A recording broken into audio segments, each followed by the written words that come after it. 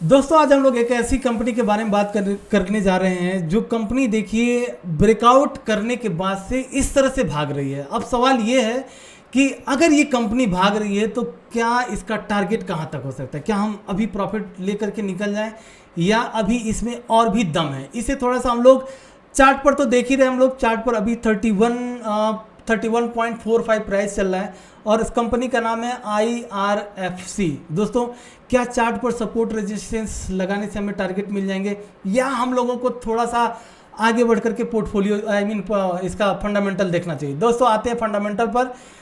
Company का नाम है, आप लोगों को यहाँ पर पूरा दिख ही रहा होगा कि इंडियन रेलवे फाइनेंस कॉर्पोरेशन इस कंपनी का नाम है। फ्रेंड्स अगर कोई कंपनी में फर्स्ट मोमेंटम इसी तरह से अगर आप देखे होंगे, इसके पहले एक कंपनी थी IRCTC जब भागना चालू की थी दोस्तों तो किसी को ये अंदाज़ा नहीं था कि वही IRCTC 1000 से 3000 साढ़े तीन हजार तक पहुंच जाएगा।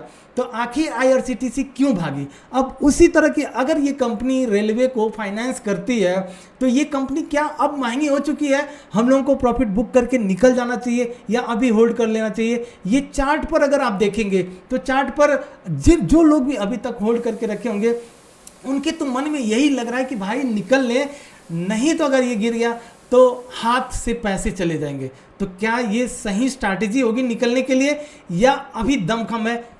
चलिए आते हैं फंडामेंटल पर, और फंडामेंटल में सबसे पहले आपको देखना क्या होता है। देखिए दोस्तों जितनी भी फाइनेंस की कंपनियां हैं, एक चीज याद रखिएगा, जितनी भी आपको फाइनेंस की कंपनियां मिलेंगी उन कंपनियों में आपको डेट सबसे ज़्यादा मिलता है। कभी भी फाइनेंस की कंपनी को आप जब सर्च करने जाते हैं तो उसमें जो उसका रिजर्व होता है ना, उस रिजर्व से ज़्यादा कहीं ना कहीं उसमें डेट होता है। और दूसरा चीज़ आपको ये देखना है कि जो इस कंपनी का ROE है और ROC है वो क्या कर रहा है। दोस्तों एक चीज़ आप सबको पता होगा कि अगर कोई कंपनी का ROE ठीक ठाक है, ROE का मतलब क्या होगा कि हमने जो पैसे लगाए हुए, हमने अपने कैश, हम मान लीजिए ये कंपनी के प्रमोटर ने जो कैश लगाए हुए हैं उस कैश से क्या रिटर्न आ रहा है। अगर उस कैश से रिटर्न आ रहा है तो यहाँ पर ROE का परसेंटेज जितना ऊपर जाता है ये मान करके चलिए कि कंपनी का जो कैश है उस कैश से बढ़िया रिटर्न आ रहा है। वही ROC का मतलब क्या हो गया, देखिए इसका मतलब बहुत कुछ अलग है। गूगल पे सर्च करेंगे ROE और ROC का एग्जाम्पल आपको कुछ अलग मिलेगा, लेकिन हम लोग जिस इजी लैंग्वेज में समझने की कोशिश करते हैं ये अगर आप समझ गए तो आपको ज़िंदगी भर ये भूलेगा नहीं जो मैं बता रहा हूँ। लेकिन आप जो वो मैथ देखेंगे ना, A+B² इतना अब हम लोग बहुत पढ़े हैं ना, लेकिन अभी क्या वो याद है, भूल जाते हैं हम लोग। तो वो मैथ याद नहीं करना है, हमको कुछ छोटी छोटी चीज़ें याद करनी है। वो ये है ROE रिटर्न ऑन इक्विटी, मतलब जो हमारी इक्विटी है या जो हमने पैसे लगा करके रखे उससे रिटर्न ठीक ठाक आ रहा है, ठीक है। ROC जो कर्जा, क्या कंपनी ने जो कर्जा ली हुई है उस कर्जे और प्लस हमने जो पैसे लगाए हैं उन दोनों को मिला करके ये कंपनी में प्रॉफिट आ रही है कि नहीं आ रहा है, इससे हमें ये चीज़ें पता चलती हैं। तो यहाँ पर हम देखेंगे जो कर्जे उससे तो उतना रिटर्न नहीं है, लेकिन जो इसके कैश के पैसे हैं और प्लस गवर्नमेंट इस कंपनी से टैक्स भी नहीं लेता है। कंपनी दोस्तों काम क्या करती है, कहाँ से करती है, क्या इसके बहुत बड़े ऑफिस हैं। अगर आपको नहीं पता है मैं बताता हूँ दोस्तों, एक होटल है, होटल के बेसमेंट से ये कंपनी काम करती है। बेसमेंट में इन लोगों ने अपने ऑफिस डाल रखे हुए हैं और वहाँ से ये अपने काम काज चलाती है। अब आप बताइए कि अगर यही कंपनी एक्सपेंड करी होती है बहुत बड़े ऑफिस बनाने के लिए तो क्या वो खर्चा नहीं होता, लेकिन नहीं, ये इस कंपनी का बिजनेस मॉडल ऐसा है कि किसी होटल के बेसमेंट में बैठ करके ये कंपनी काम करती है। तो बताइए जो कंपनी इस तरह से अपनी कंपनी के बारे में सोच रही, जो एम्प्लॉय इस तरह से सोच रहे हैं, उसी कंपनी के प्राइस इस तरह से भाग सकते हैं दोस्तों जो भागा हुआ है। अब हम मेन डिटेल पर यहाँ पर है कि क्या हम यहाँ पर प्रॉफिट बुक कर लें या अभी और वेट करें। मेन चीज़ें हमारे सामने ये है, तो हम इसे किस तरह से देखेंगे। हम लोग इसे, एक मिनट दीजिएगा दोस्तों, मैं थोड़ा सा कुछ और भी चीज़ें देख रहा था जिसको देख लेता हूँ। हाँ, हम बेसिकली ये देख रहे हैं कि क्या हम प्रॉफिट बुक करें, इसे हम लोग किस तरह से माने। दोस्तों अगर आपको पता होगा करंट प्राइस और बुक वैल्यू क्या होता है, बुक वैल्यू आप सबको पता है। अगर नहीं पता होगा तो शाम के लाइव सेशन में आइएगा, वहाँ पर मैं बता दूंगा कि बुक वैल्यू। मान लीजिए ये कंपनी अगर बर्बाद हो गई, एक छोटा सा एग्जांपल देता हूँ, मान लीजिए अगर ये कंपनी बर्बाद हो गई, जीरो हो गई, खराब हो गया, बैंकरप्टेड हो गई सपोज, तो जो इसके बुक वैल्यू रहेंगे, जो उसका बुक वैल्यू रहेगा, ये कंपनी क्या करेगी, ये कंपनी क्या करेगी, जो भी इसके एसेट्स होंगे, एसेट्स, कंपनी का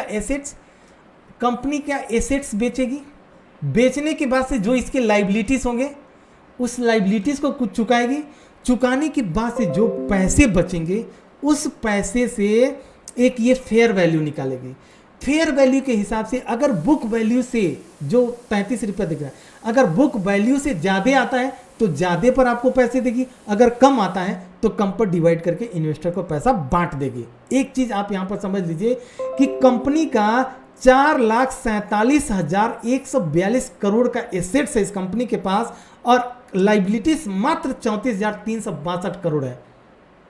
तो आप समझ रहे हैं कि इस कंपनी में कितना जबरदस्त जो है एसेट्स इस कंपनी के पास है। अब आइए आगे बढ़ते हैं, बुक वैल्यू के हिसाब से ये कंपनी भागी कितनी है, प्राइस टू बुक वैल्यू है कितना इस कंपनी का, प्राइस टू बुक वैल्यू कितना है भाई साहब, 0.90, मतलब ये अपनी बुक वैल्यू से अभी 1 गुना, मतलब बुक वैल्यू से ऊपर भी नहीं आई है।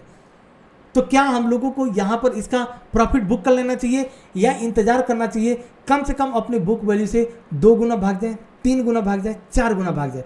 अगर वाकई में ऐसा कुछ होता है, अपने बुक वैल्यू से 2 गुना भी भागती है, तो ये कंपनी का प्राइस कितना होना चाहिए, अगर ये 2 गुना भी भागती है, 30 रुपया चल रहा है, 31 रुपया चल रहा है, 30 गुना 60 गुना 62, मतलब सॉरी 31 गुना 62 रुपये इस कंपनी का बुक वैल्यू से अगर दुगना भागती है तो 62 रुपये इसका प्राइस होना चाहिए।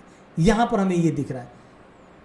बाकी आप सबको पता है कंपनी का प्रॉफिट एंड लॉस, कंपनी किस तरह से प्रॉफिटेबल बन रही है।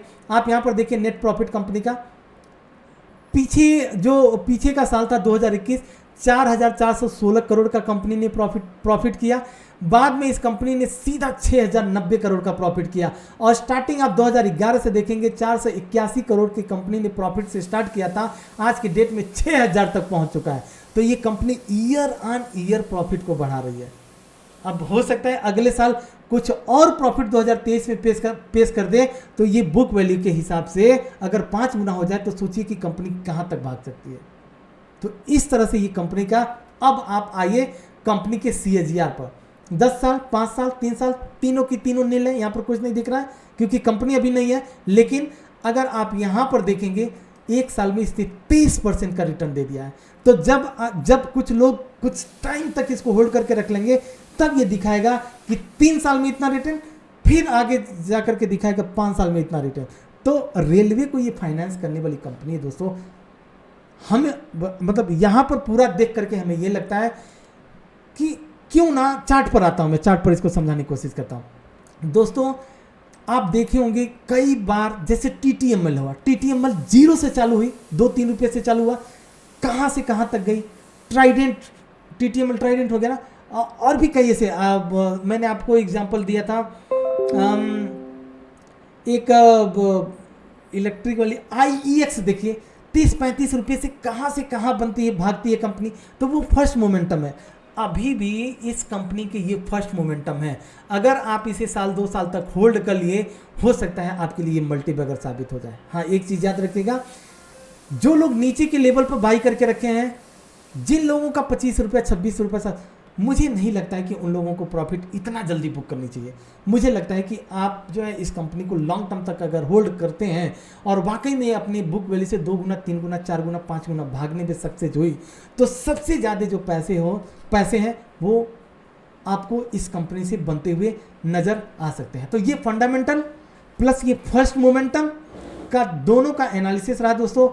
अगर आपको अच्छी लगी तो प्लीज़ सब्सक्राइब और लाइक ज़रूर कीजिएगा। ठीक है फ्रेंड्स, तो अब आते हैं अपनी